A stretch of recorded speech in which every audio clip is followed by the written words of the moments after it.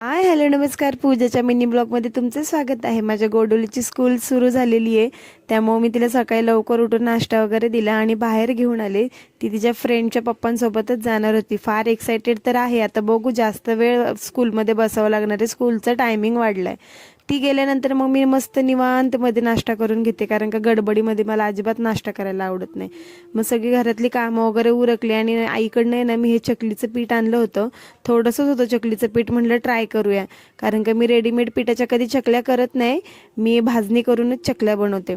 मग मी काय केलं, पिठामध्ये हळद, तिखट, मीठ टाकलं. चकली मसाल्याची गरज नाही. चकली मसाला न टाकता इतक्या सुंदर चकल्या होत्या त्याच्या, हे मला आजच कळालं. आणि मग त्याच्यानंतर छान पीठ मळून घेतलं.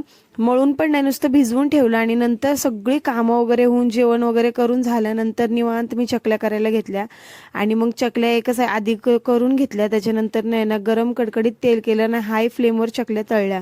खरं मला चकल्या तळायला अजिबात येत नाहीत, कारण का भीती वाटते कच्च्या राहतात की कशा राहतात, कारण का माझ्या सासूबाई चकल्या वगैरे तळतात. आणि मग आजच मी पहिल्यांदाच चकल्या तळतीये. करते मी, पण तळत नाही कधी. आणि म्हटलं बघूया आता कशा झाल्यात. आणि सुंदर अशा चकल्या, खुशखुशीत चकल्या झाल्या होत्या. मला तर फार आवडल्या. त्याच्यानंतर परमनंट लागलेलं आता काम हे अभ्यास घेणे, कारण काय ना, आता होमवर्क वगैरे पण द्यायला लागलेत लगेचच. त्यामुळे मग तिचा अभ्यास वगैरे घेतला. Thank you for watching.